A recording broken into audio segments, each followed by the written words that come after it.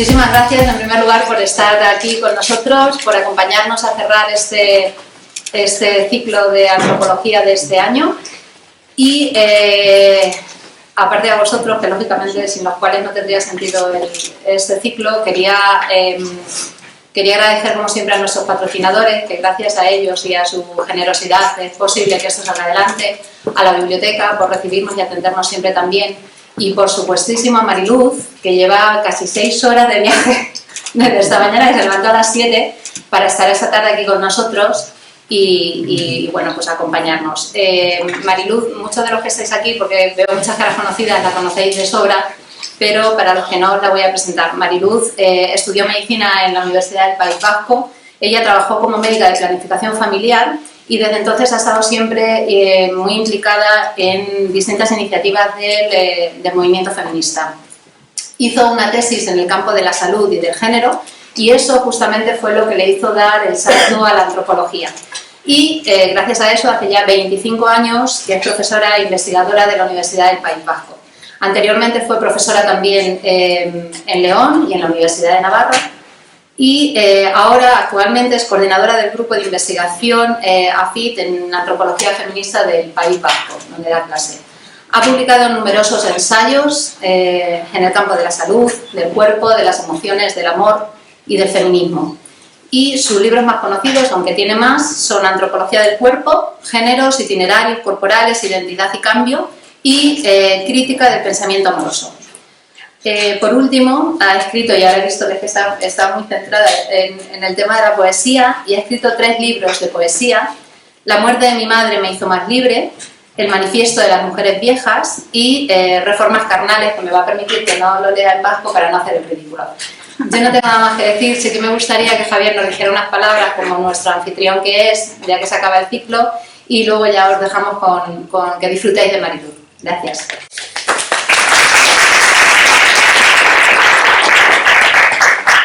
Bueno, pues muchísimas gracias por su asistencia esta noche y quería darles unas pocas palabras simplemente como despedida. Normalmente yo suelo venir el primer día del ciclo, pero este año coincidió con la asistencia al Congreso Nacional de Bibliotecas, que fue en Pamplona, y lógicamente pues no pude venir. Incluso ese día nos llamamos por teléfono, si te acuerdas, pero no pude asistir. Y yo solamente quería comentar que estamos encantados de apoyar esta iniciativa de ACMA. Lleva ya 9 ediciones, 8 conmigo como director, y yo estoy profundamente agradecido, como yo digo todos los años, por todo lo que aprendo, las pocas conferencias a las que puedo venir, porque no puedo venir por desgracia a todas, a las 45 que ha habido, ¿verdad? 45. En las pocas que he podido venir he aprendido muchísimo, he podido tener una interpretación distinta de ciertos aspectos que a mí sí me han servido, aunque solamente fuera por el hecho de poder tener una perspectiva distinta. Ya es interesante estas ponencias dentro del ciclo de ACMA, y quería darle las gracias a la ponente por haber venido de tan lejos. Muchísimas gracias, y espero seguir colaborando con la Asociación Castellano-Manchega de Antropología otros 9 años más por lo menos. Muchísimas gracias.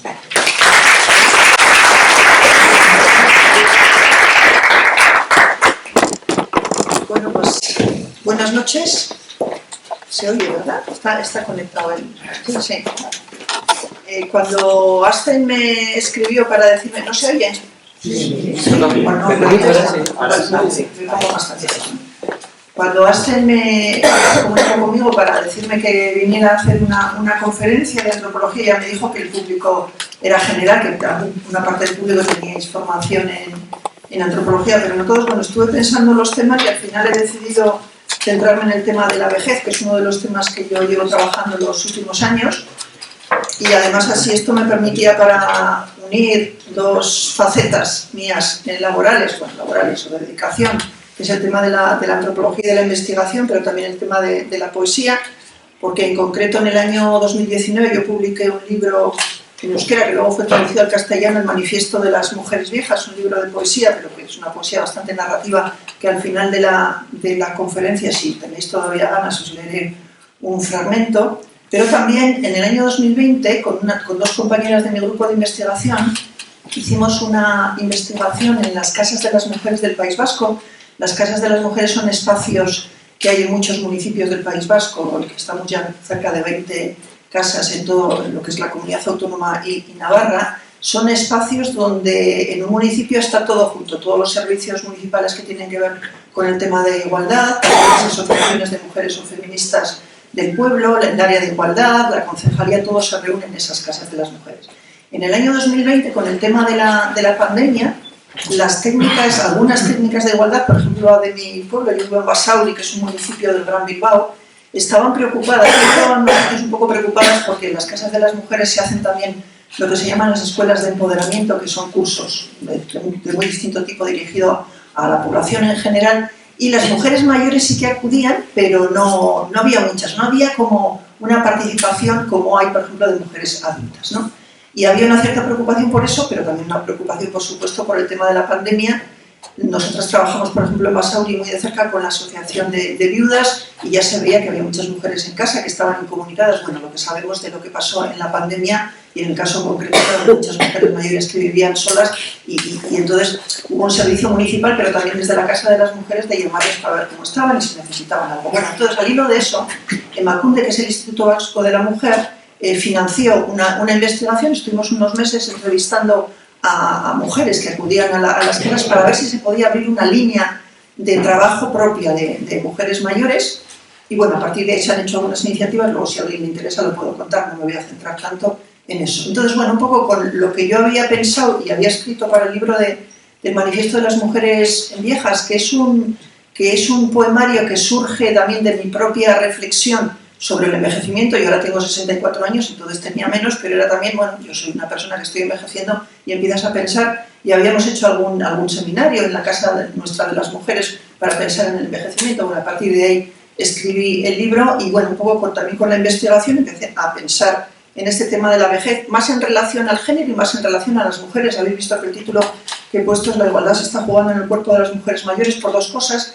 Porque voy a hablar sobre todo del envejecimiento de mujeres, porque es verdad que la problemática no es exactamente la misma en las mujeres y en los hombres, digo, a la hora de envejecer.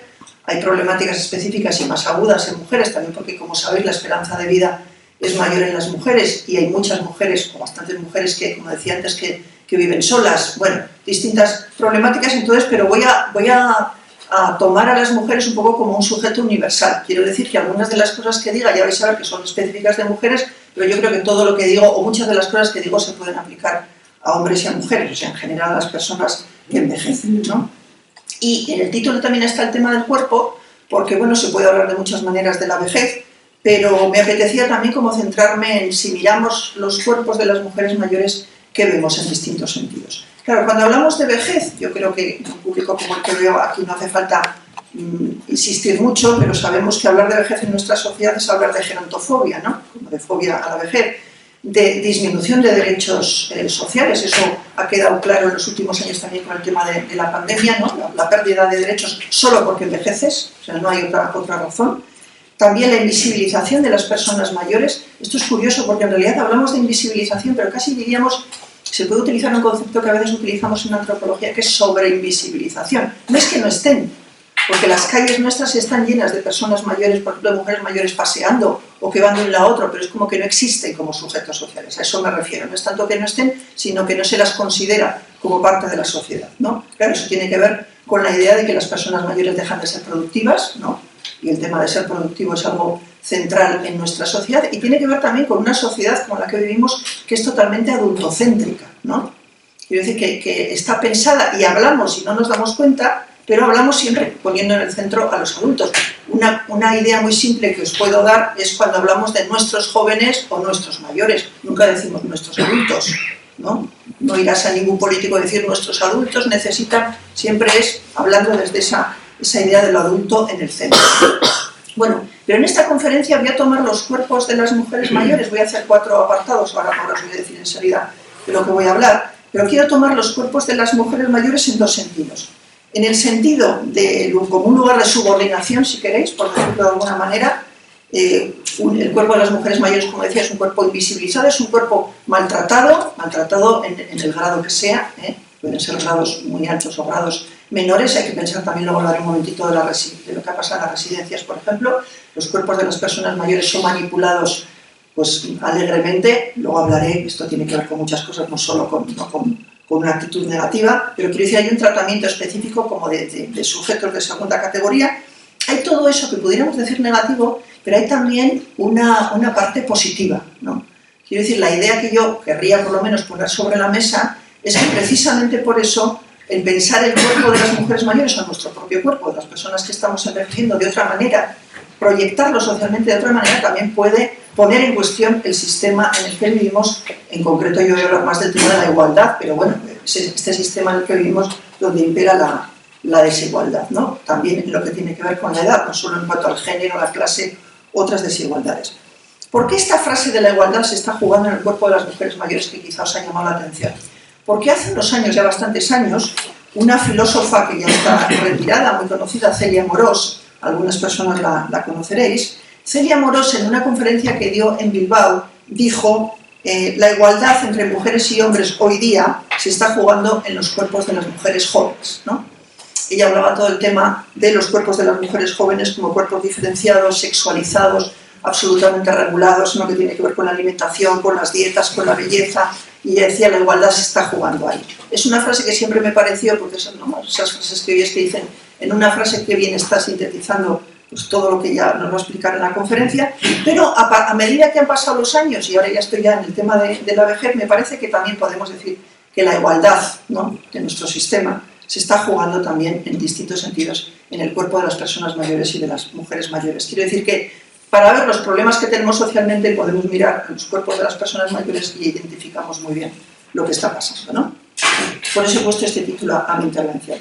En el libro El Manifiesto de las Mujeres Jóvenes, en la tercera parte, que luego os voy a leer un fragmento, en un momento yo escribo, os voy a leer: el cuerpo en la vejez, más que nunca, es el lugar donde se juega la existencia, el tesoro más preciado, la prueba de que existimos, celebración de vida, su condición más manifiesta.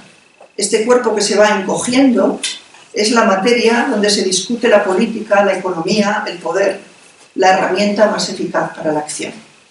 Leo este fragmento porque de alguna manera sintetiza, resume un poco lo que os voy a decir a lo largo de mi conferencia. Ya digo que mi idea sería pensar en que no solo hay que pensar los cuerpos de las personas y de las mujeres mayores en negativo, sino también en positivo. ¿Qué es lo que estamos haciendo, se vea o no? ¿O qué podemos hacer? ¿Cómo podemos empoderar esos cuerpos para que esos cuerpos sirvan también como resistencia y de alguna manera como reivindicación de otro tipo de vida, ¿no? Me baso también un poco en una idea que defendió en distintos trabajos la antropóloga Dolores Juliano, que por lo menos la gente que sois de antropología habréis oído. Dolores Juliano es una antropóloga que falleció el año pasado, que trabajó mucho distintos aspectos que tenían que ver con la subalternidad, colectivos subalternos.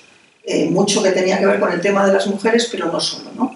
Y entonces ella decía, cualquier colectivo, cualquier persona en una situación extrema incluso de subalternidad, que es una persona que está en la cárcel, o una persona, yo os voy a poner por ejemplo el ejemplo de una persona que es anorexica, que está en el hospital en unas condiciones ya límites, porque ha llegado, ¿no?, a una situación física límite, cualquier persona, esté en la condición que sea, puede por lo menos poner en cuestión lo que está pasando, neutralizar lo que está pasando. Igual no lo puede cambiar, pero hará algo para intentar contrarrestar lo que está pasando. Y a mí es una idea que me gusta mucho porque en general no lo tenemos en cuenta, ¿no? Nos parece que si alguien está en malas condiciones no va a poder hacer nada, y ella dedicó mucha parte de su trabajo a pensar qué es lo que hacen las personas que están en esas situaciones, ¿no?, para intentar cambiar o por lo menos para contrarrestar. Bueno, yo voy a hacer cuatro apartados, ¿eh? Voy a hablar, he puesto los títulos: cuerpos sanos, cuerpos con malestares. El segundo apartado va a ser cuerpos blandos, cuerpos arrugados. El tercer apartado, cuerpos eróticos, cuerpos que gozan. Y el cuarto apartado, cuerpos políticos, ¿no? Cuerpos sanos, cuerpos con malestares, si veis, como he dicho, los cuatro títulos, tiene que ver también con una idea que quiero también dejar aquí sobre la mesa, y es que cuando yo hablo sobre vejez, y creo que otra gente que está hablando hoy día también lo hacemos de la misma manera, no queremos hacer ni una lectura súper positiva de la vejez, ni una lectura súper negativa de la vejez, sino plantear la vejez como sea, con todas las posibilidades, con todas las experiencias, todo lo que pasa. Porque, entre otras cosas, lo que por lo menos yo creo, es que a veces hacemos un discurso u otro. O todo es maravilloso porque ya estamos jubiladas y no sé qué, y todo es maravilloso, o todo es negativo y ya no hay nada que hacer y todo es malo, ¿no? Mi idea, y yo creo que la de otra gente que estamos trabajando en el tema de la vejez, sobre todo en lo que tiene que ver con el género, con el feminismo, es decir, no hablemos de todo y luego ya veremos lo que hacemos, pero pongamos sobre la mesa todo, ¿no? Bueno, entonces si vamos al primer apartado, el de cuerpos sanos, cuerpos con malestares, ya el título, ya como veis, ya da alguna idea. Quizá podríamos pensar, para empezar, en las problemáticas específicas que tenemos a medida que avanza la edad y en concreto cuando nos convertimos o nos vamos convirtiendo en mujeres mayores. Si queréis hago un paréntesis, porque una pregunta implícita que podéis haceros es ¿qué es ser persona mayor? Es decir, ¿cuándo alguien se convierte en mayor o en vieja o en vieja?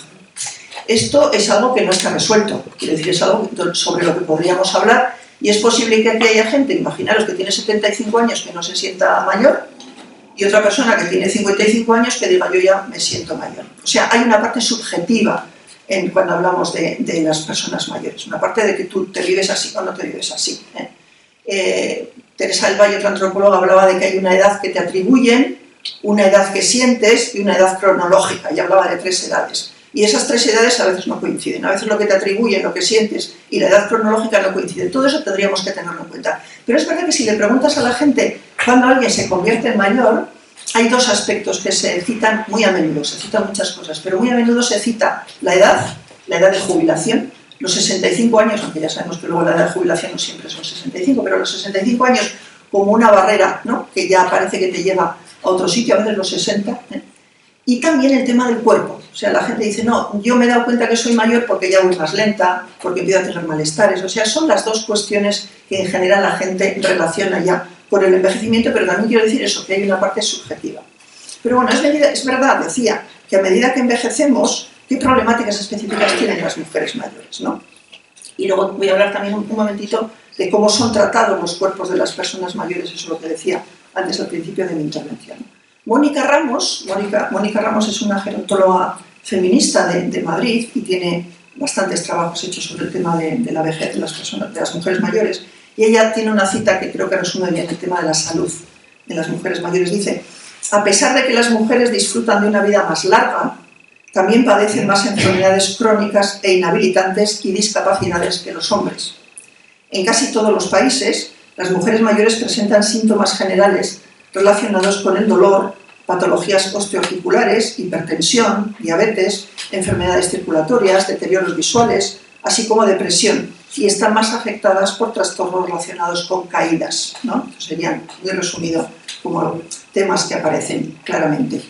Pero ella dice, pero hay que pensar en la percepción del propio estado de salud. Y la percepción del propio estado de salud, dice Mónica Ramos, tiene que ver tanto con una valoración objetiva, ¿no?, a través de las enfermedades o de los síntomas que haya, como con una valoración subjetiva de lo que está pasando. Y esa valoración subjetiva, en ella intervienen características personales como el género, la edad, el estado civil, el nivel de instrucción, los ingresos, el estatus social, el hábitat residencial, etc. O sea que no solo es lo que te pasa, sino cómo vives lo que te está pasando, ¿no? Todas estas cuestiones intervienen en cómo percibimos nuestra salud. Claro, ¿qué podemos decir de la atención sanitaria en relación a las mujeres mayores, ¿no?, también respecto a los hombres? Bueno, antes de nada quiero avisar, no sé si en la sala hay alguna profesional sanitaria, que voy a hacer un planteamiento muy general. Quiero decir, doy por hecho que habrá personas que lo quieren hacer bien y que hacen otro tipo de planteamiento. Cuando voy a hablar de la atención a las personas mayores, estoy hablando en general de lo que pasa, de la tendencia, Bueno, una de las cosas que pasa respecto a la atención sanitaria es que las mujeres, esto está demostrado cuantitativamente, las mujeres acudimos más que los hombres a los servicios sanitarios. Yo creo que eso lo sabemos los que estamos aquí, ¿no? Pero acudimos más a los servicios sanitarios por cuestiones que nos afectan directamente, por problemas que tenemos, o por cuestiones que afectan a las personas de alrededor, ¿no?, como cuidadoras. Eso es más habitual en las mujeres que en los hombres. El hecho de acudir más, yo por esta idea que quiero decirte que no solo lo negativo, el hecho de acudir más puede tener ventajas. El hecho de acudir más a las consultas hace que también se fijen más, que te cuiden más, ¿no?, que atendamos más los problemas o los síntomas que tenemos, pero claro, tiene riesgos, ¿no? Tiene riesgos porque el hecho de acudir a la atención sanitaria, por muy buena atención sanitaria que tuviéramos, que no la acabamos de tener del todo, ¿verdad?, no tenemos toda la atención sanitaria que quisiéramos tener, pero aunque tuviéramos una atención sanitaria estupenda, claro, te sometes al criterio de las personas que te atienden. Y esto además con la edad se agudiza, quiero decir que es bastante habitual en general, ya digo, estoy hablando en general, pues, actitudes maternalistas o paternalistas, ¿no? Es una persona mayor y ya parece que no tiene capacidad de pensar o de decidir. El tema del edadismo, de la gerontofobia, también afecta a los profesionales, porque, entre otras cosas, en las facultades de medicina, en las escuelas de enfermería o para las auxiliares domiciliarias no te enseñan ese tipo de cosas, te enseñan cuestiones que tienen que ver sobre todo con la biología o con la fisiología. Esa es una cuestión que podemos citar. Otra cuestión que podemos citar es que la atención médica, lo estaba diciendo ahora, no está adaptada a las necesidades de las personas mayores. E incluso muchas veces, igual eso a vuestro alrededor ha pasado, incluso a vosotras mismas, a vosotros mismos, la idea de que a veces, bueno, es que le pasa esto porque usted ya tiene una edad, ¿no?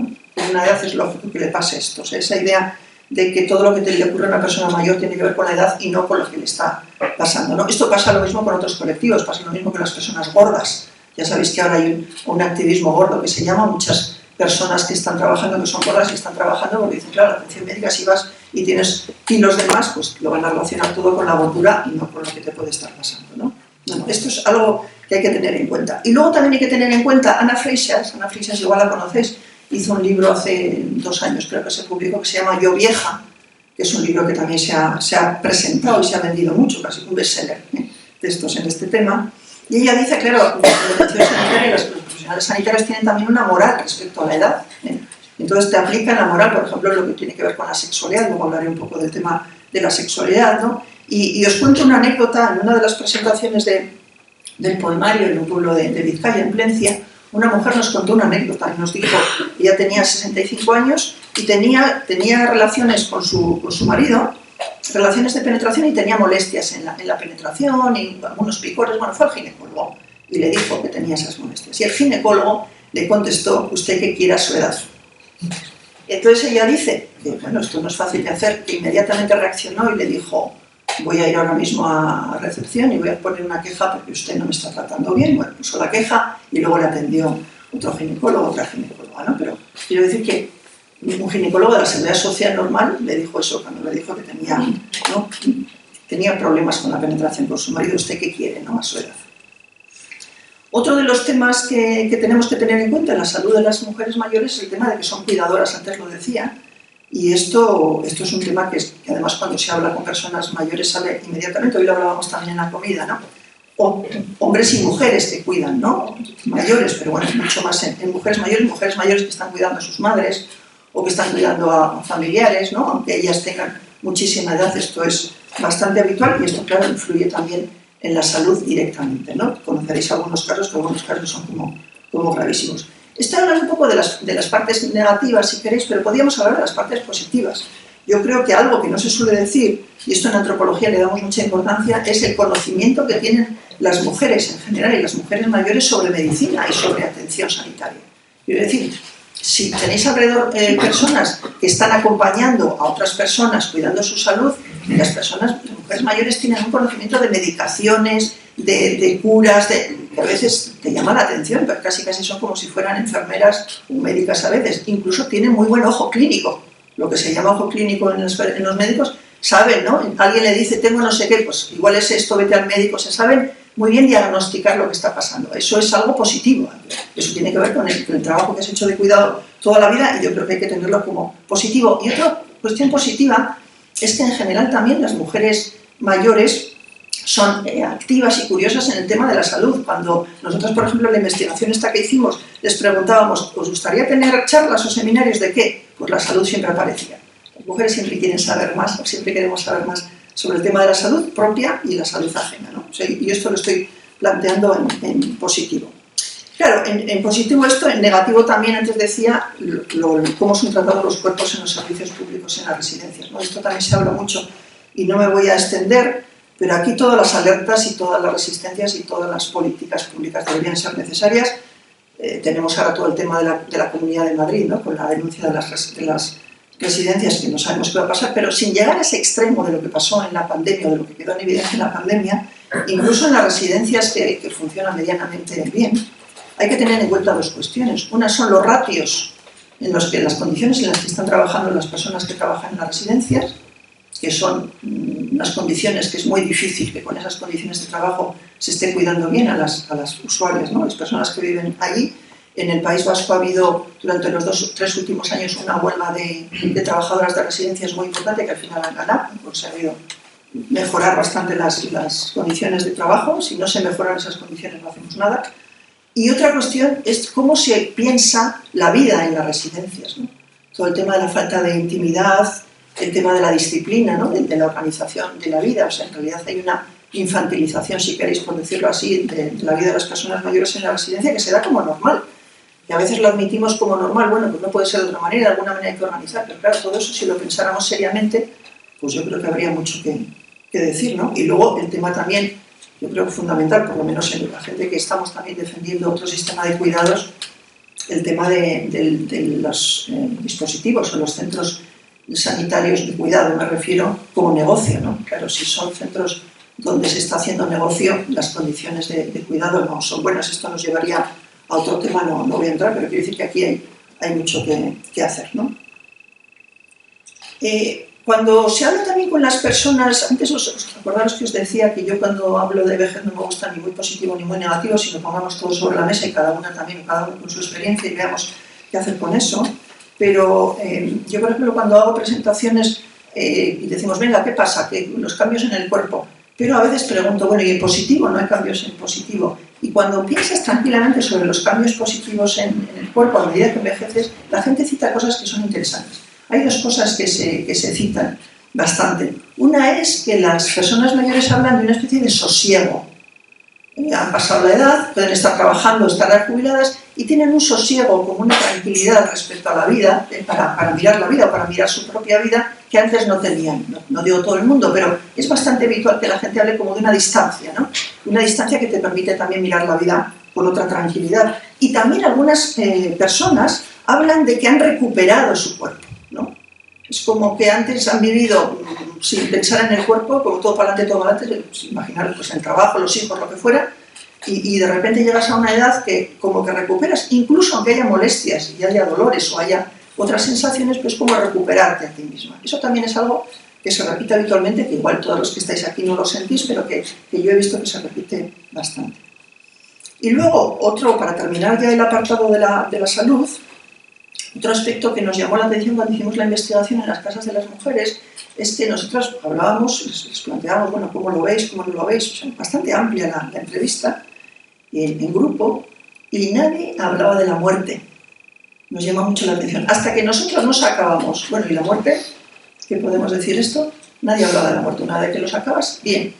Bueno, nos llamó la atención, claro, si no hablamos de la muerte, yo no soy de la opinión de que hay que relacionar solo la vejez con la muerte, porque la vejez es una fase más o por lo menos algunas personas la entendemos así, es una fase más de la vida, una fase nueva de la vida, puede ser una fase nueva, donde se pueden hacer experimentar y descubrir cosas que antes no has tenido, se puede utilizar la fantasía, la imaginación, o sea, hay que pensarlo así, pero es verdad que está más cerca de la muerte que otras fases, en principio, ¿no? Bueno, pues no, espontáneamente no había esta reflexión. Sin embargo, si pensamos, por ejemplo, en colectivos o en asociaciones como la Asociación del Derecho a Morir Dignamente, que supongo que en Castilla-La Mancha también habrá, la mayoría de los socios de estos tipos de asociaciones son mujeres. O sea, que hay una preocupación de las mujeres en el tema de derecho a morir dignamente, de morir bien, pero de ayudar también a morir bien. Y sobre esto, bueno, luego cuando lea el fragmento acabaré con este tema, tendríamos mucho que hablar, ¿no? ¿Qué es morir bien, pero que es también acompañar a morir bien? Y yo creo que, me atrevo a decir, no sé si estaréis de acuerdo,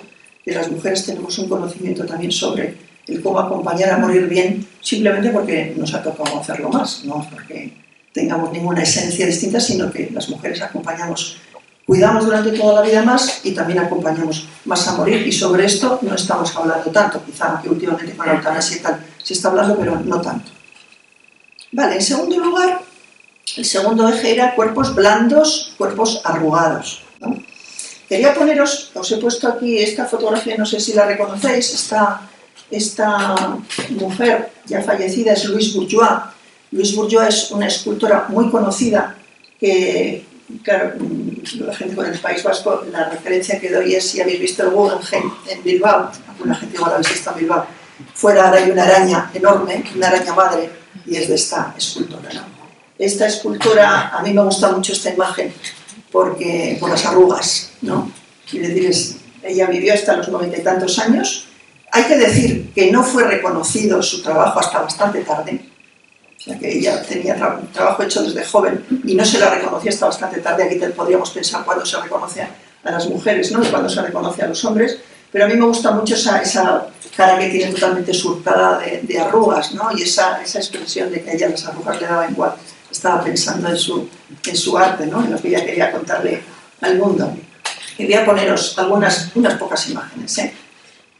Esta es Esther Ferrer, no sé si la conoces. Esther Ferrer también es una artista de performance. Ahora la performance es como muy conocida, pero también Esther Ferrer, que también tiene 90 y pico años, es vasca pero vive en París y ahora ya le han dado bastantes premios últimamente, también reconocida un poco tarde, y esta es una mujer fantástica. Si queréis algún día y os acordáis, miráis en internet, en YouTube, cualquier entrevista que le hagan, porque cualquier cosa que dice es súper original, es muy, muy maja esta mujer. Y esta mujer que hace performance, estas cosas cuando empezaron eran como raros, ¿no? Ella utiliza trabajar con sillas, utiliza como bastantes objetos para sus actuaciones.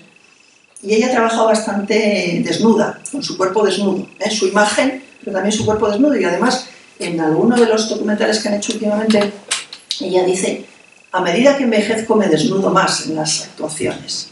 Me he dado cuenta que me desnudo más. Yo a eso le llamo militancia vieja. Y me gusta esa idea, ¿no? De militancia vieja, desnudarse en las actuaciones. Esta es una pintora también, estoy poniendo mujeres conocidas, famosas. Ahora os voy a decir por qué estoy poniendo también estas imágenes. Esta es una pintora portuguesa, Paula Rego, y si os fijáis tiene los dientes totalmente irregulares, ¿no?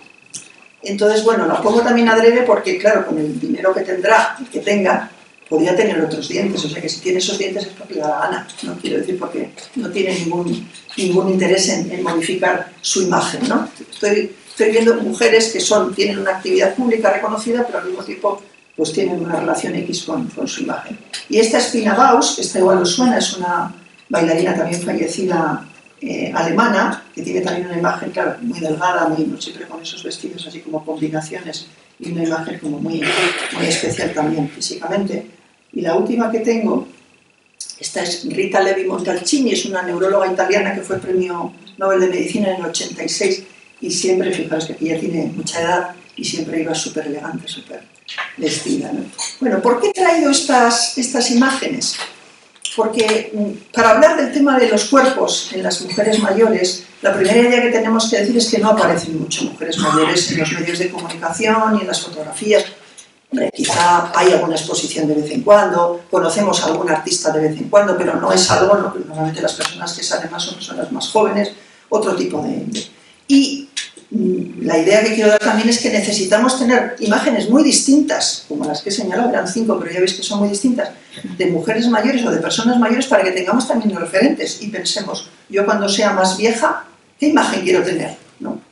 ¿Cómo quiero ir vestida? ¿Voy a ir vestida como cuando tenía 40 años? ¿Me tengo que maquillar más o menos? Quiero decir, algo que tiene que ver con la imagen, que supongo que lo vamos haciendo sin pensarlo, pero que podríamos pensarlo, porque la imagen es muy importante. ¿Qué imagen queremos dar cuando tenemos una edad, ¿no?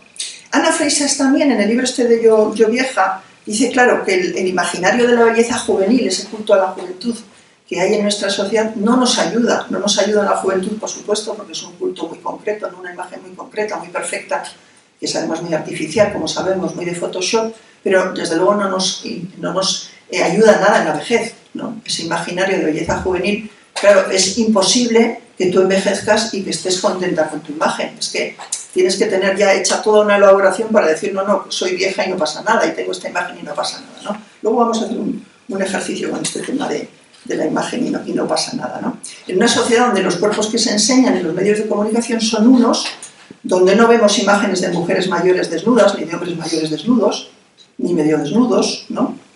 Donde la imagen que se da es mucho la imagen y no tanto lo que ese cuerpo hace, ¿no?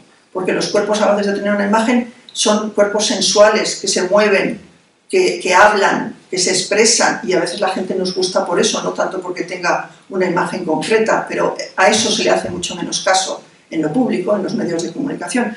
Entonces es lógico que tengamos problemas. Hay que tener en cuenta que es imposible no tener contradicciones con la imagen siendo mayor. Si pensabais que os vais a envejecer y no vais a tener contradicciones, pues lo siento, os digo que es imposible. Entonces que vais a tenerlas seguro, ¿no? Por esa ideología tan fuerte. Y he traído esta imagen, que algunos igual la reconocéis. ¿Conocéis esta imagen? Esta es Emma Thompson, ¿no? Una actriz inglesa muy conocida. Esta es una imagen de la película Buena Suerte, Leo Grande, ¿no? Buena Suerte, Leo Grande, para los que no la habéis visto, es una película, yo creo que merece la pena. Es una mujer ya retirada, que ha sido profesora, que ha tenido una sexualidad no satisfactoria en su vida y que decide contratar a un trabajador sexual joven, ¿no? Entonces la película es la relación que mantiene con ese trabajador sexual, todos los diálogos que mantienen, y la película termina con esta imagen, ¿no? Con esta imagen que Emma Thompson se la podría haber ahorrado perfectamente. Imaginaros que si esta imagen ha aparecido es porque Emma Thompson ha tenido interés en que aparezca, porque la fama que tiene ella no tenía por qué, porque en la película no aparece desnuda, pero de formas no se la ve, ahora se la ve, ¿no? Cuando ella ha presentado la película, estuvo en San Sebastián, en el Festival de San Sebastián y la presentó, hizo un ejercicio que yo lo repito y lo voy a repetir ahora también con vosotros y vosotras, que es que ella, claro, decía, las mujeres ya que tenemos este tipo de cuerpos trabajamos menos, fijaros Emma Thompson, ¿no? Llevamos trabajando menos por el tema del envejecimiento, el cine y la edad. Y entonces ella se puso de pie y dijo, yo les voy a proponer un ejercicio para hacer todas las mañanas. En la mesa, en la rueda de prensa de la película hizo esto. Se tienen que, cuando salgan de la ducha, no se vistan ni se pongan la toalla rápidamente, sino que póngase delante del espejo. Tienen que tener espejos de cuerpo entero. Se ponen delante del espejo y dicen, esta soy yo. Esta soy yo. Y no se van rápido, porque sí, hacemos eso, tal. No. Nada de refilón, nada de meter la tripa. No, esta soy yo. Dense bien la vuelta. Acostúmbrese a su imagen, porque esta soy yo. Bueno, me pareció como muy revolucionario, muy rompedor que una actriz haga esto y que aparezca en esa imagen. Y os cuento una anécdota relacionada con esta imagen. Una amiga mía que es feminista, cuando estábamos hablando de la película y de la imagen esta, dice, ay, Emma Thompson, un poco dejada, ¿no? Y yo dije, ¿cómo dejada? Dice, sí, hombre, con un poco de ejercicio y tal, ¿no? Las caídas, la tripa, bueno, en fin, lo dejo ahí y cada uno que piense lo que sea, pero pensé, madre mía, o sea, si nosotros estamos pensando un poco dejada de Emma Thompson, yo lo único que dije es, pues si te enseño mi cuerpo, ni te cuento lo que dirías, pero bueno. Y vamos a unir entonces este tema y lo vamos a dejar ahí a Emma Thompson mirándola y mañana por la mañana, por favor, hacer el ejercicio que os he dicho, a ver qué pasa, porque la tentación es, bueno, me voy a ir rápido, no, un poco más, aguanta ahí un poco más, aguanta ahí a ver los michelines y las curvas. Y vamos a unirlo con el tema de los cuerpos eróticos, cuerpos que gozan. Y bueno, pero la vamos a quitar porque quiero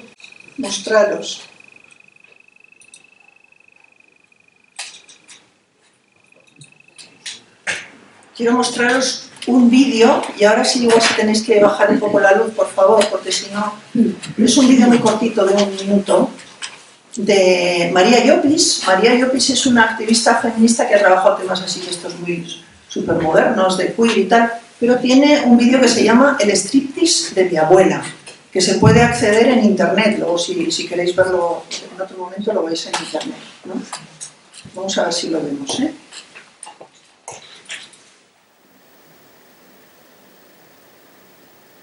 Ella casi nunca se queda desnuda, porque tal como se quita una prenda, se pone otra. Se viste y se desviste muy despacio, con mucha atención. Me encantan sus sujetadores de color carne, de los que cuelgan siempre llaves, para no perderlas. Dice que sus bragas están siempre limpias, que desde hace unos años están siempre intactas cada noche. Esto le hace pensar bastante. Se pregunta si se le habrá secado el útero, porque ya no produce jugos ni aromas. Me gusta mi abuela por la noche, porque ya no tiene tanta energía para protestar y quejarse. Le apetece hablar y contarme historias de cuando la guerra civil y cuando vivía con su familia en la calle San Aguja. Mientras ella habla, yo le miro y la toco. Ella grita y se ríe. Hace unos años pensé que tenía que ser triste, ser abuela y dormir siempre sola y que nadie te tocara. Así que empecé a meterle mano para que sintiera otra vez el contacto de la carne. Qué poca vergüenza, me dice ella, pero se ríe mucho.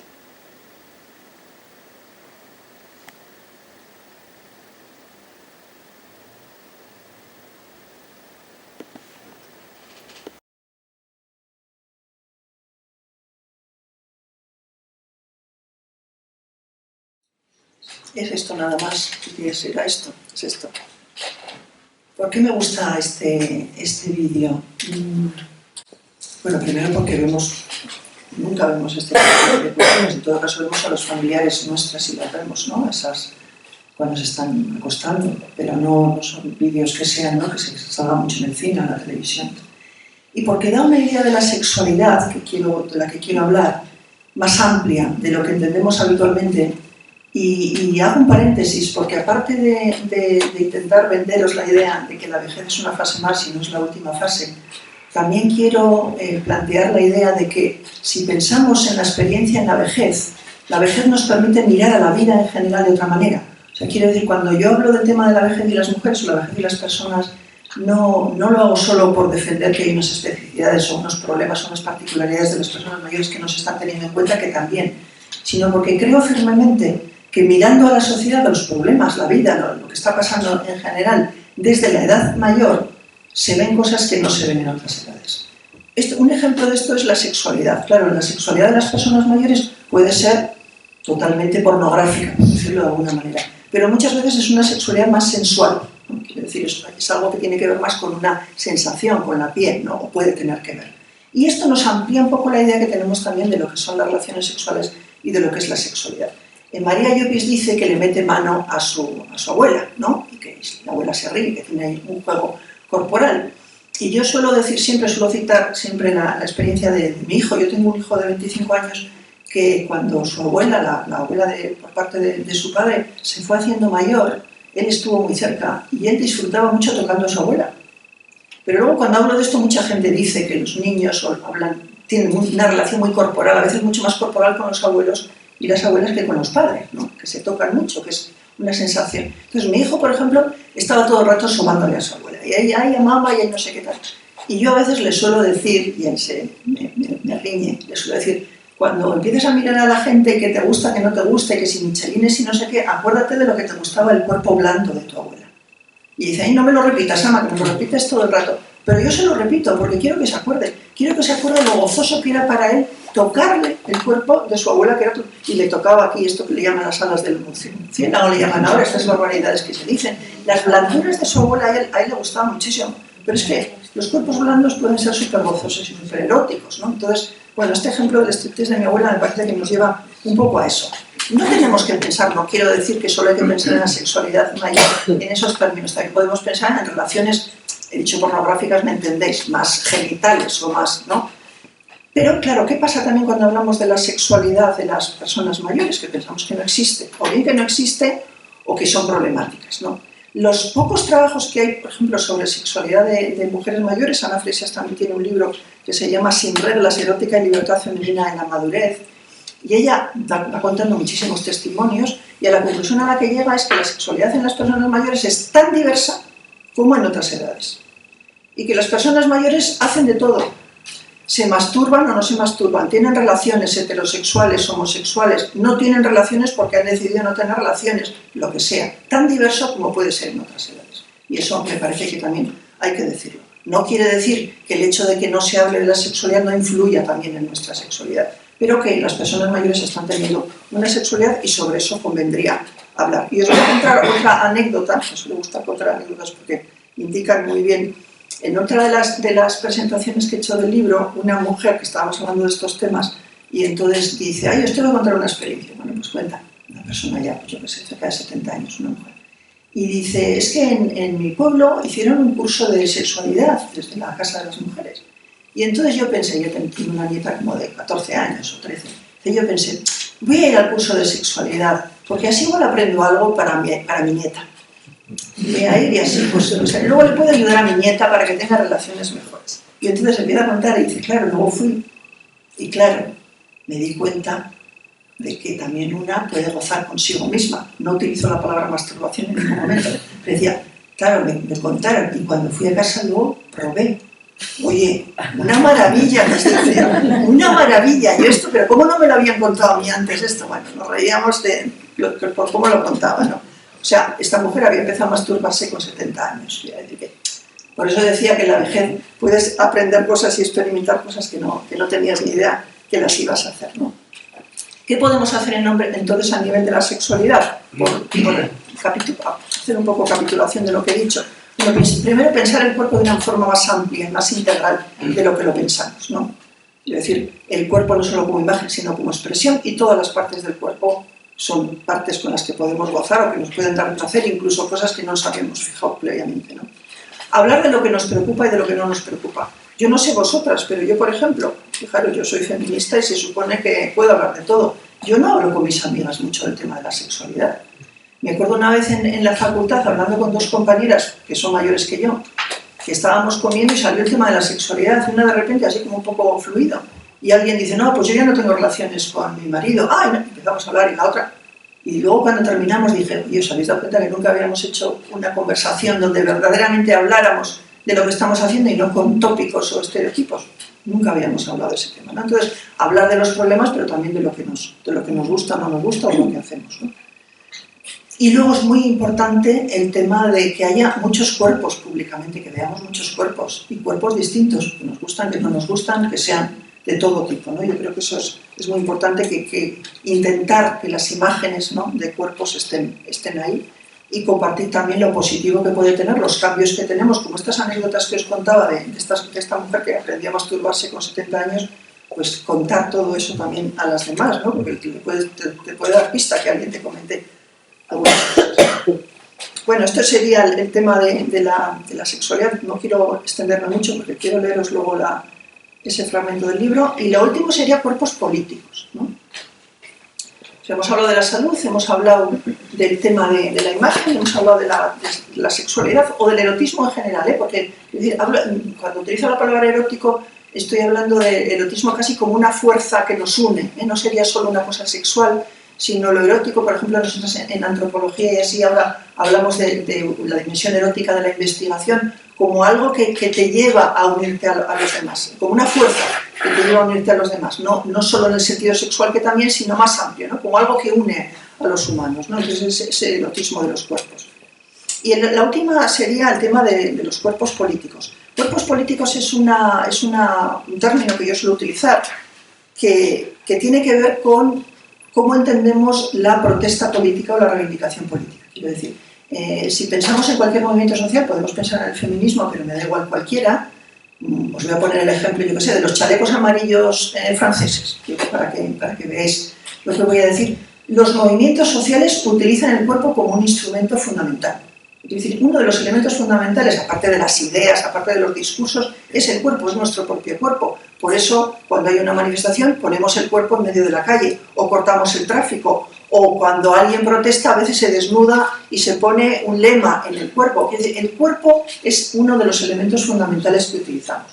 Por lo tanto, con esto lo que estamos diciendo es que podemos pensar cómo utilizar el cuerpo, voy a ir claro, a las mujeres mayores, cómo utilizar el cuerpo para reivindicar, para denunciar, para resignificar todo eso que estamos diciendo, todas las cosas que hemos hablado hoy o más cosas, ¿no? Entonces, bueno, para eso yo suelo utilizar la idea de cuerpo político, porque cuando hablo de un cuerpo político estoy pensando en eso, en un cuerpo donde hay denuncia de algo, donde se está resignificando algo, donde se está simbolizando algo y donde se está reivindicando algo, se están dando imágenes nuevas y eso da mensajes sociales, eso cambia la sociedad a un nivel pequeño, no estoy diciendo que con un cuerpo cambiemos nada, pero los cuerpos esos son los que están cambiando la sociedad, ¿no? Claro, aquí entonces es muy importante cuáles serían los cuerpos políticos. ¿Qué podemos hacer en Ciudad Real políticamente con los cuerpos de las mujeres mayores? ¿Qué se nos ocurre que podemos hacer? ¿Qué problemas identificamos? ¿Qué problemas tenemos? Pero qué problemas puede ser que haya baches en una acera. No estoy hablando solo de reivindicar masturbación para todo el mundo, que también podríamos reivindicar. Es decir, cualquier problema que pensemos que atañe a todo el mundo, pero puede atañer más a las personas mayores, ¿cómo podemos hacer? ¿Cómo podemos poner nuestro cuerpo, ¿no? en ese sentido? De eso estaría hablando, ¿no? Claro, si pensamos, por ejemplo, en los cuerpos del feminismo, los cuerpos políticos feministas son muchísimo, solamente por ejemplo con temas, todo lo que tiene que ver con la reproducción, fijaros, la reivindicación del aborto, o todas las reivindicaciones que se han hecho, los cuerpos han actuado de una manera determinada, pero también se han hecho miles de acciones con el tema de la imagen, denunciando la imagen, ¿no? Desde llevar una camiseta que ponga algo, ¿no? Entiéndote un poco, denunciando cómo se está utilizando la imagen de las mujeres. O sea, los cuerpos políticos son amplísimos. Con esto quiero terminar también por la idea de animarnos a pensar cómo utilizar los cuerpos de las personas mayores, no solo en negativo sino en positivo, como agentes, sino también para pensar, incluso dentro de movimientos como el feminismo, yo soy feminista, pero tenemos que hacer autocrítica, a veces hay ciertos cuerpos que tienen más glamour que otros. Hay ciertos cuerpos que parece que sirven más para el feminismo que otros. Y curiosamente, o no curiosamente, los cuerpos de las mujeres mayores no salen tanto, y cuando salen no son tan reconocidos. No nos parecen tan subversivos, no nos parecen, ¿no? Una persona mayor, no. Pero por otra parte sabemos que sí, sabemos que, fijaros, solamente la imagen de Emma Thompson, si la tuviéramos públicamente en las escuelas o tal, pues ya nos está diciendo, no hace falta casi ni explicar, ¿no? Ya está hablando por sí solo si es un cuerpo de una persona mayor. Entonces, bueno, hay que tener un poco de cuidado con las jerarquías que nosotras mismas estamos haciendo. Estamos reivindicando algo, estamos en una asociación, estamos en un movimiento social, y pensar en positivo cómo podemos reivindicar esa dimensión política de los cuerpos, qué podemos pensar. Y voy a leer un fragmento, porque luego también, además, si queréis hacerlo, que hagamos un poco de debate, también algunos temas de los que están en el... Bueno, leo un poquito, ¿no? Me quería poner de pie, pero igual me puedo poner de pie. Antes, cuando he hablado, ¿me oís? Si hablo así. No me hace falta. No me hace falta, prefiero así. ¿Me oís? Sí. Es que prefiero leer de pie. Gracias, ¿eh? Vale, el manifiesto de las mujeres viejas, bueno, no lo he dicho, pero en este poemario, ¿se me oye bien? Sí. En este poemario, el manifiesto de las mujeres viejas, es la traducción del libro en euskera. En euskera era Andresarraren manifestua en singular, con la figura de Andresarra, que sería mujer vieja, pero haciendo un juego con el euskera, y reivindico también la figura de la mujer vieja, utilizando el término viejo o vieja, que de esto no he hablado hasta ahora, pero dejadme que dedique un minutito a esto. También Ana Freixas, el título de su libro es Yo vieja. Estamos reivindicando el adjetivo viejo o vieja, aunque se puede utilizar mayor y otros adjetivos, no quiere decir que solo utilicemos viejo o vieja, precisamente para denunciar el tabú y la invisibilización y todos los problemas que hay cuando pensamos en las personas mayores. No tenemos ningún problema en decir que alguien es joven, ¿no? No nos parece un insulto. Pero si decimos que alguien es viejo, siempre hay alguien que te dice, mi madre decía que los trapos son viejos, que las personas no. No sé si por aquí se dice ese dicho, pero hay dichos de ese estilo. Vale, o sea, hay un problema, pero hay un problema porque hay una negatividad en el tratamiento de la vejez. Si no, no tendríamos problema en decir esa persona que está envejeciendo está bien.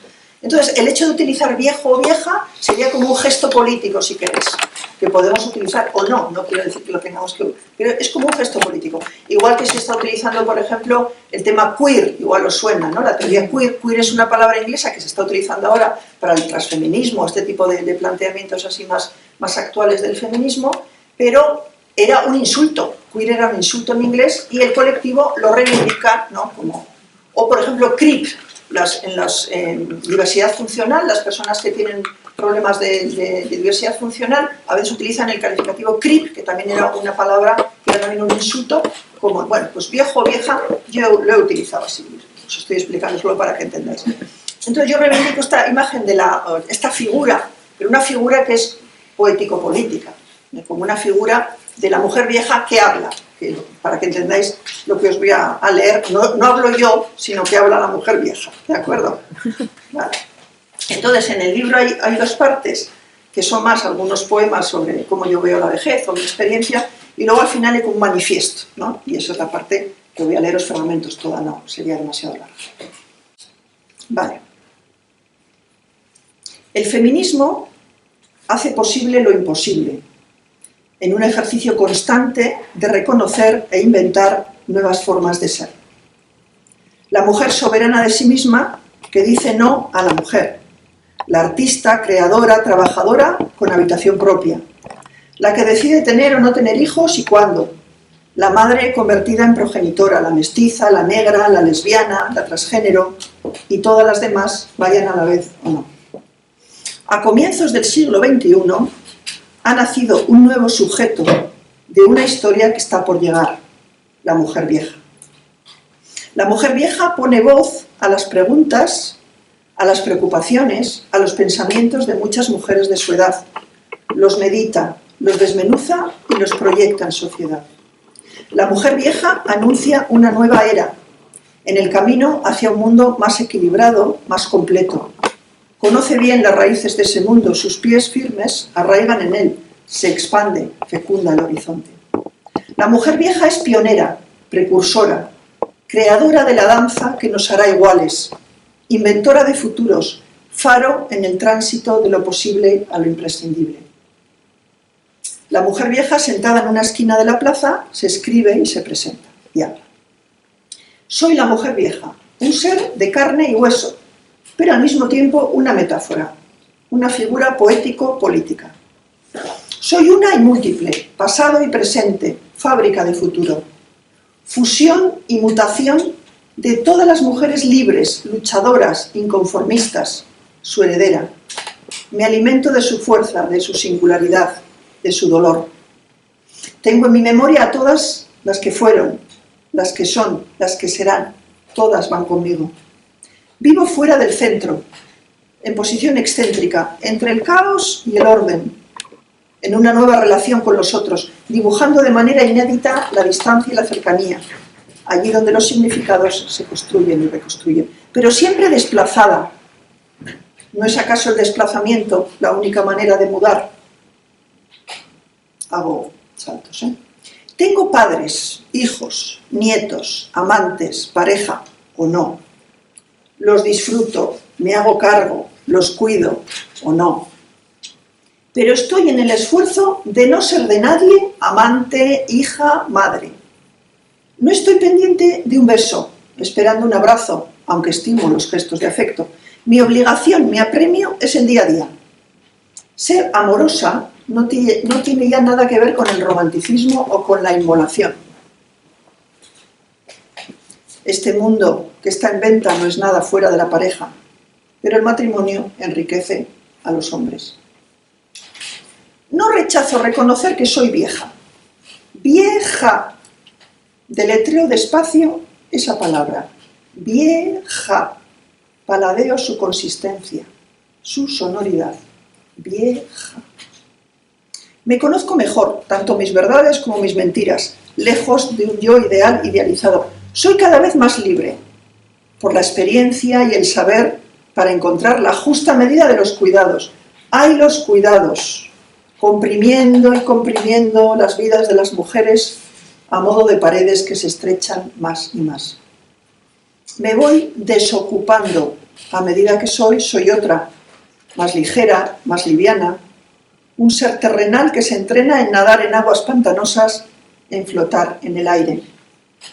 Las viejas somos invisibles, condenadas a ser actrices en los anuncios de incontinencia. ¿Cuántas mujeres realmente viejas son protagonistas, no esposas, madres, abuelas o vecinas de nadie, protagonistas en las noticias, en las series, en la televisión? Envejecer es igual a ser pobre, mientras que cumplir muchos años no puede ser más caro. Pero unas mujeres son más pobres que otras.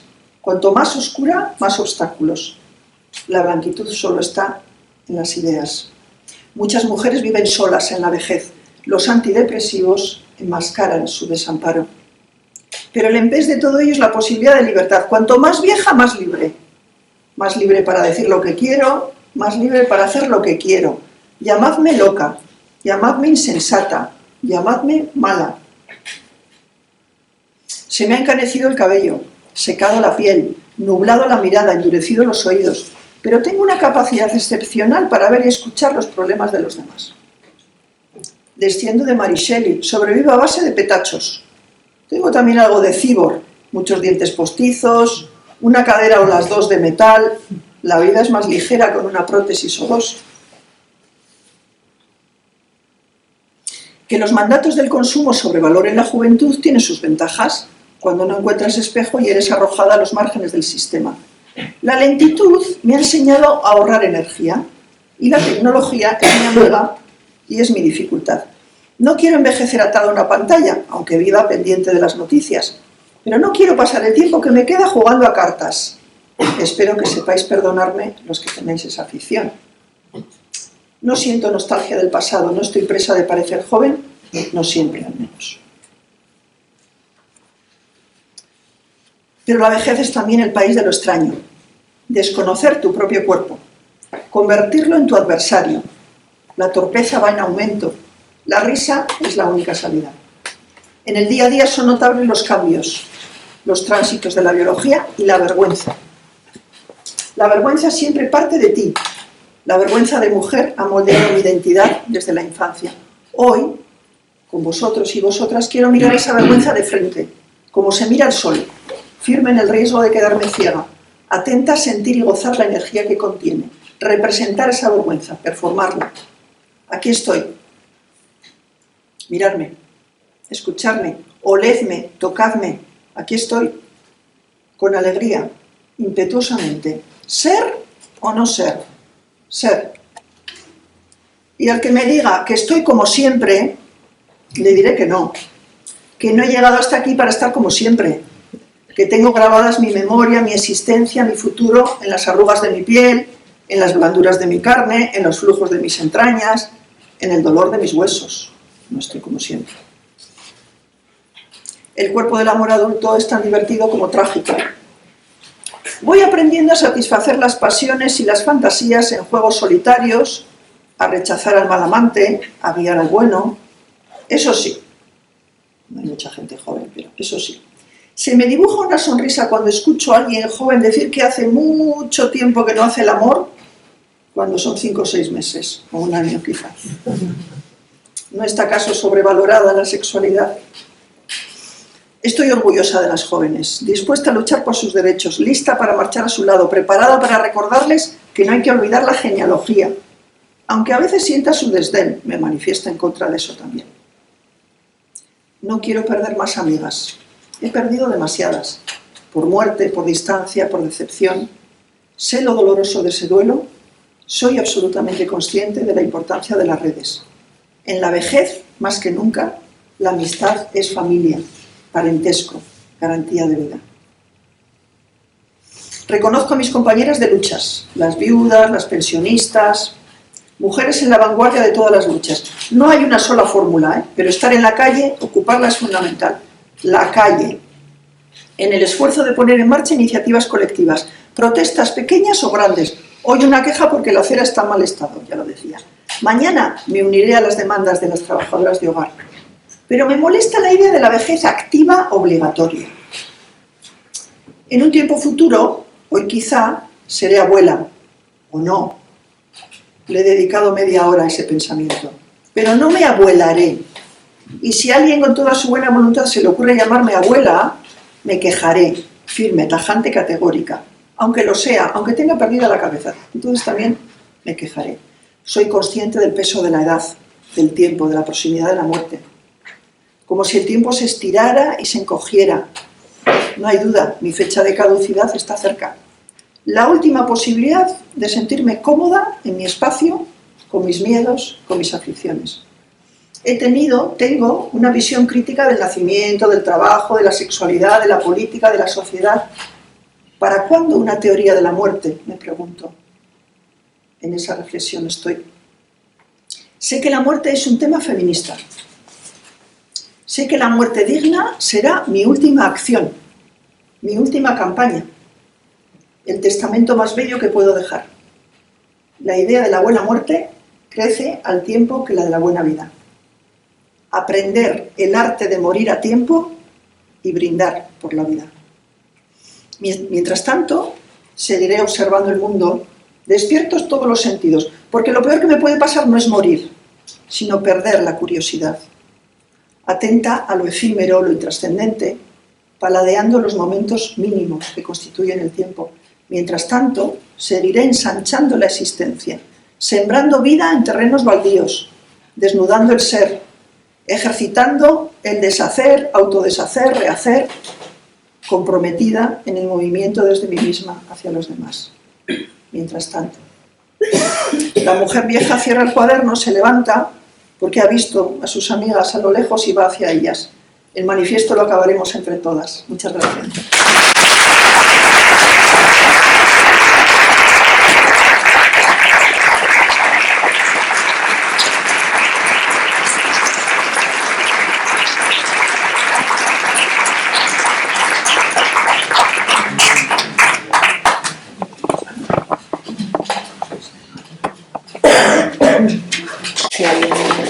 Esto era lo que os quería contar. Muy bien.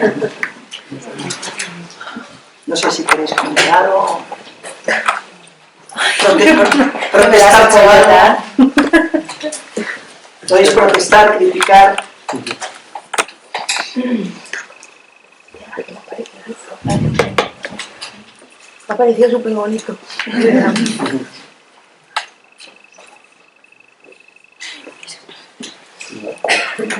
¿Se me oye? Sí. Sí, pero te van a dar un micrófono. Hola. ¿Se me oye? Sí. Vale, bueno. Lo primero que me ha encantado, muchísimas gracias, de verdad. Y me ha parecido súper curioso cuando te puedo tutear. Sí, claro. Que me ha encantado cuando has empezado la charla diciendo la edad, digo que wow, tiene la misma edad que mis padres. Y es muy curioso porque yo muchas veces le digo, no, papá, no, mamá, no sois viejos, vosotros no estáis, sois muy activos, tenéis buen aspecto, tal cual y eso. Y me doy cuenta que efectivamente muchas veces como esa, ya no solo como has estado hablando, esa sobreinvisibilización, sino también con esa connotación negativa de lo que es la vejez. He tomado bastantes apuntes de reflexiones que he tenido al respecto. Por ejemplo, la primera que se me ha venido a la cabeza es que la nueva película de Napoleón, la cual no la he visto, me da tremenda pereza, pero sé que mucha gente se quejó diciendo podrían haber cogido a una actriz mayor que Joaquín Phoenix, porque Joaquín Phoenix, que hace Napoleón, tiene 49 años, y Vanessa Kirby, que hace de su esposa, Josephine, tiene 35. Y es que, históricamente, que sí, vale, que el Scorsese se ha hecho lo que le da la gana, pero es como, para una vez que tienes la oportunidad, que tienes un personaje real, que precisamente fue un boom en aquel entonces de te estás casando con una mujer mayor que tú, no haberlo aprovechado. Sin meternos en el tema de que los actores lo han hecho súper bien y todo eso, pero de nuevo, por ejemplo, lo de Emma Thompson, yo me he puesto a pensar y digo, ¿cuántas personas mayores, sobre todo mujeres, más de 30 años, 35 quizá, sigo viendo yo pues como que se las muestra, como muchas veces se muestra a gente mucho más joven, e inclusive como que se las sobreexpone, incluso cuando son menores, de decir, y pues eso, que creo que perdieron una oportunidad muy, muy grande. Y como has estado hablando de tu libro, del texto tan bonito que nos has leído, hay una autora un poco mayor que yo, de 30 y poquitos años, que se llama Elisa Cole, que este año ha sacado su primera novela, que se llama Nosotras llegamos tarde.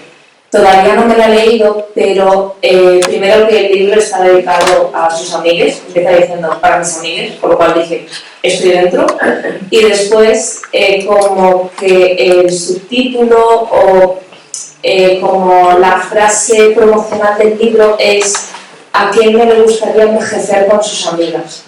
Y no sé si es un libro que va a tratar sobre el paso de la vida y esa vejez, pero como tú lo decías, más en comunidad y más de forma unida. Ojalá que sea así, pero bueno, creo que, pese a que ya digo, Lisa tiene, creo que 31 o así, creo que poco a poco sí que se está poniendo también el foco también en eso de hay vida más allá de los 35, de los 40, de los 50, etc.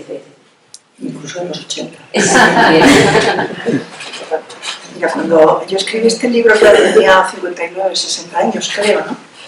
Sí, hecho para atrás. Y entonces un amigo que siempre lee los textos antes de que se publica me dijo: ¿tú estás dispuesta a hablar mucho de la vejez?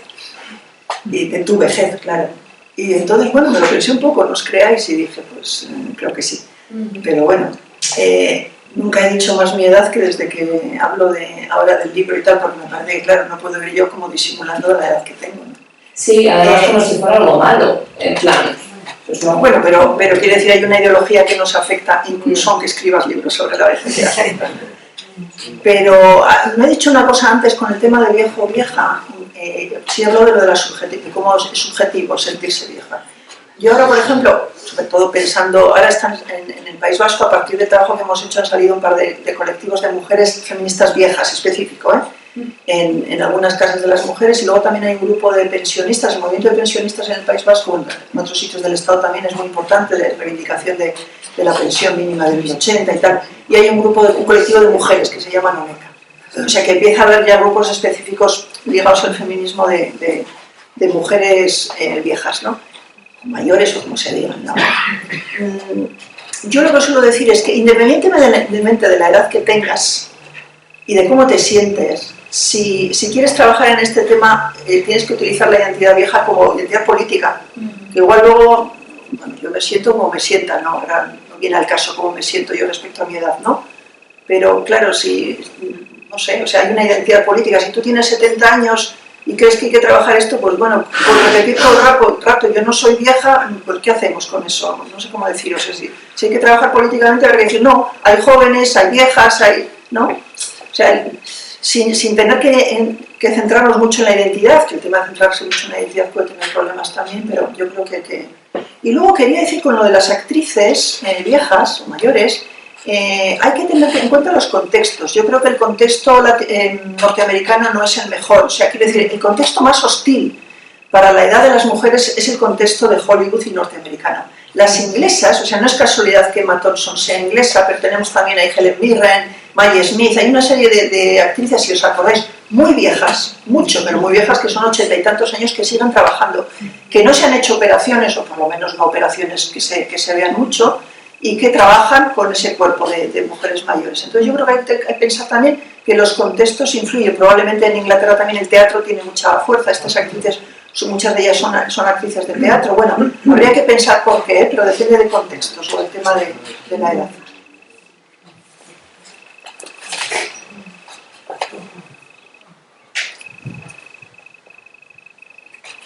Mira, una pregunta que te voy a hacer con respecto a la temática que has tocado de las residencias. Da igual, si estoy acostumbrada a residencias, centros de mayores, etc. Y bueno, quizás, bueno, lo cuento por la experiencia que he tenido recientemente con mi madre y le comentaba a mi hermana y le hacía la siguiente pregunta, le decían, madre mía, ¿qué va a ser de nosotras cuando lleguemos? Porque encima somos de la época de los baby boomers, con lo cual el núcleo fuerte de población mayor va a estar ahí.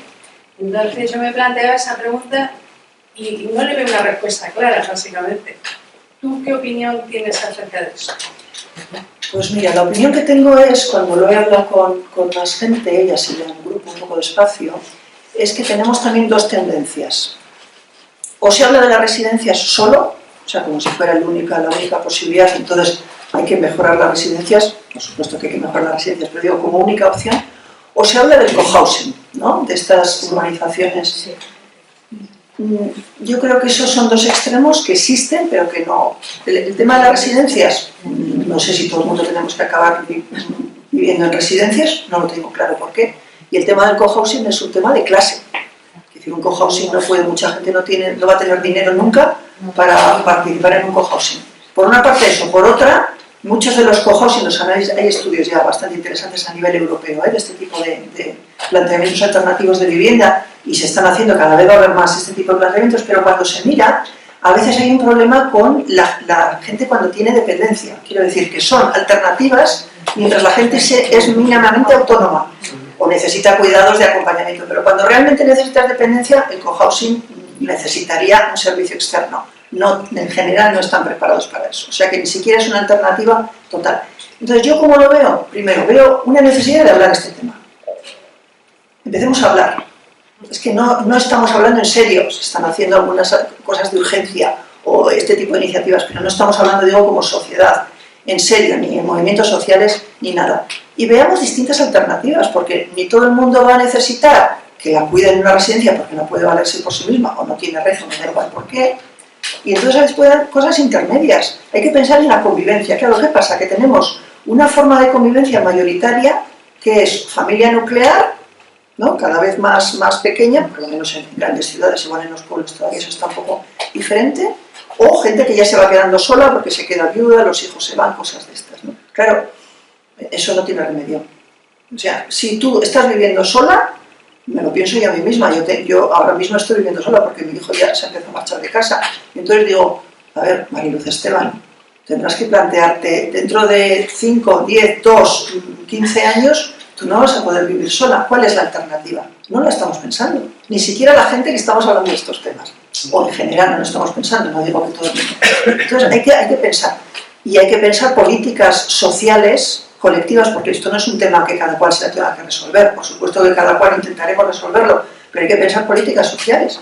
Entonces, pues, yo que sé, alternativas de estas de comedores, ¿no? Para gente que igual solo necesita que le hagan la comida o que le laven la ropa. Esto a veces se habla bastante de las sociedades del norte de Europa. Claro que son sociedades con mucha menos gente, sociedades mucho más ricas que la nuestra, y entonces tienen todo tipo de servicios. Eso es un poquito difícil que lo vayamos a conseguir así en un tiempo breve, ¿no? Hay que pensarlo y exigirlo.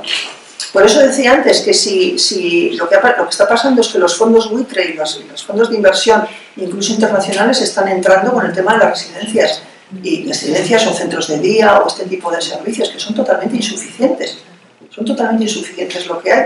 Entonces, o le metemos mano a esto, pero fijaros, el día 30 de noviembre hubo una huelga feminista de cuidados en el País Vasco, que convocamos desde el movimiento feminista,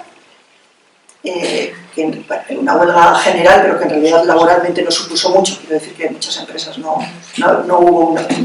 Pero sirvió, por primera vez, y eso que el movimiento feminista de estos temas está hablando hace mucho, pero sirvió por lo menos para que en la calle, en los periódicos, saliera el tema de los cuidados como un tema equiparable a la sanidad, a la educación, ¿no? Este tipo de temas que discutimos. Es que el tema de los cuidados ni siquiera está a ese nivel, no se ve como un problema social al que es algo que se resuelve familiarmente, si tienen suerte, o unas amigas viven juntas, hay experiencias de distinto tipo.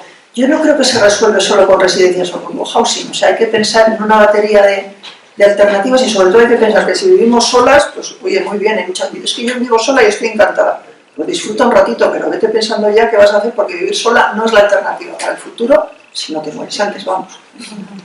Entonces es un tema que es urgente. La parte del negocio es la que yo estoy viendo que además es feroz, porque no te vas a encontrar ni una sola residencia pública o centro de día público. Te dicen que son públicos, pero no es verdad, son concertados, porque la persona mayor paga una parte de su pensión, normalmente suele oscilar entre un 25 y un 75% de la pensión, y además el Estado les paga otra parte. Entonces nos tenemos que empezar a plantear efectivamente otras alternativas y sobre todo alternativas públicas, donde nosotros podamos gestionar esa parte y además podamos hacer algo diferente.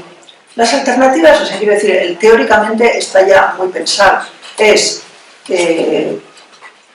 compartir los cuidados quiere decir que hombres y mujeres tienen que ponerse a cuidar y jóvenes y viejos tienen que ponerse a cuidar, que yo cuando hablo de esto hablo también de los jóvenes.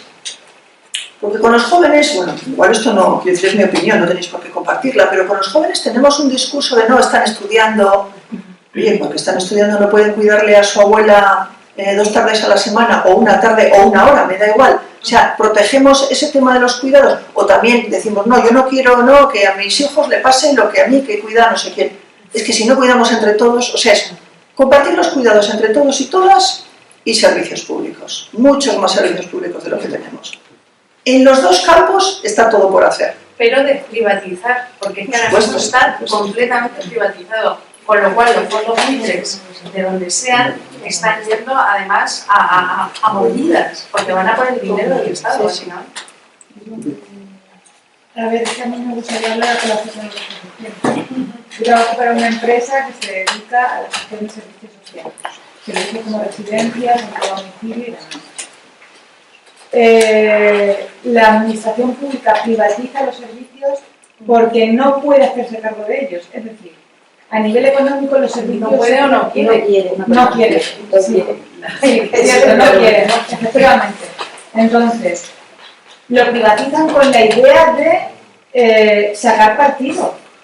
O sea, que realmente... ¿En muchos casos de qué manera? Porque le cuesta muchísimo menos que si lo gestionaran ellos. En condiciones normales le puede costar, no lo sé, no sabría decir, pero le puede costar 1 millón de euros ya una residencia de 100 plazas. Si lo privatizan, van a precio y la empresa que en este caso puje va a hacer que ese ayuntamiento o esa entidad pública ahorre dinero. Me gustaría saber una cosa por curiosidad. Sí. ¿Cuánto dinero paga por cada uno o cada una de las personas que están en los centros de día y en las residencias el Estado? Porque sé que aporta... El Estado aporta una parte y el usuario ¿Qué aporta cantidad de dinero aporta el Estado? Eso va en función de la estancia presupuestaria. La Mancha de Mar es la comunidad autónoma donde menos se paga por la estancia de un residente en una residencia. Quisiera saber... Es una Sí, corta. Es una pena que yo sea la última de este ciclo, porque si no hubiera sido la última de este ciclo, creo que teníais que haber traído a Dolors Comas.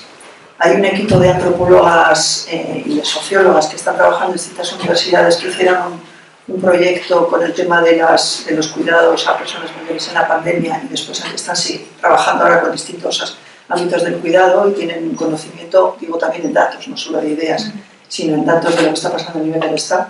Y si no, para el año que viene traerla, porque quiero decir que este tema efectivamente necesita un tratamiento específico y darle muchas vueltas, pero bueno, yo desde luego tengo claro que efectivamente que hace falta dinero, pero entonces habrá que pensar qué se hace con el dinero público. O sea, quiero decir, pues igual que pensamos en la sanidad o pensamos en las escuelas o tal, los cuidados tienen que ser otro. En el País Vasco, en algunos municipios, pero claro, lo que os voy a contar son soluciones para municipios pequeños.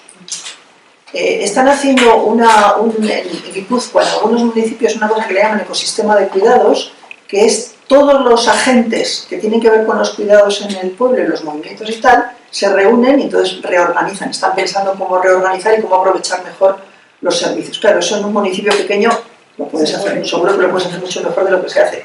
Pero claro, ¿qué haces en Madrid, en Bilbao o en Donosti? ¿No? O sea, no es suficiente con eso. No se están gestionando bien los recursos.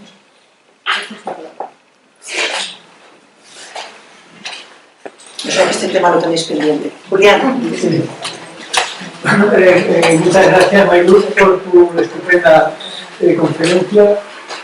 Claro, a la antropología le cuesta siempre mucho trabajo generalizar ideas en torno al relativismo, ¿no? Está pasado de moda de cierta manera.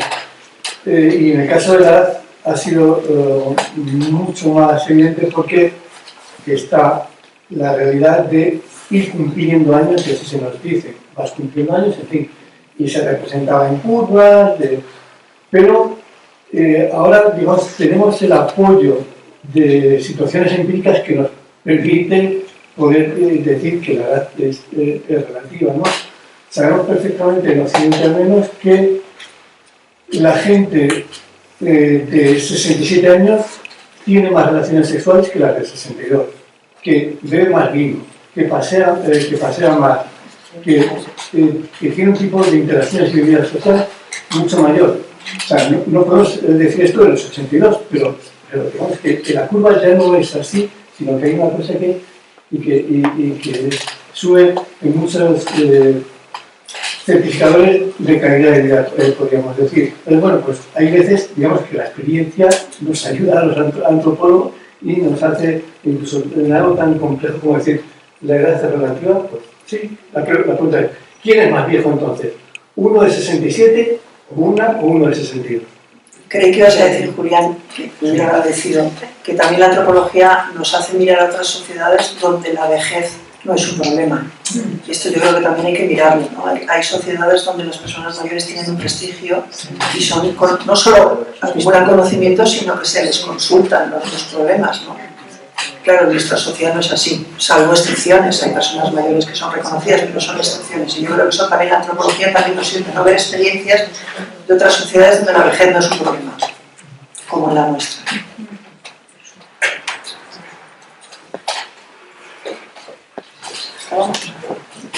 Acabamos.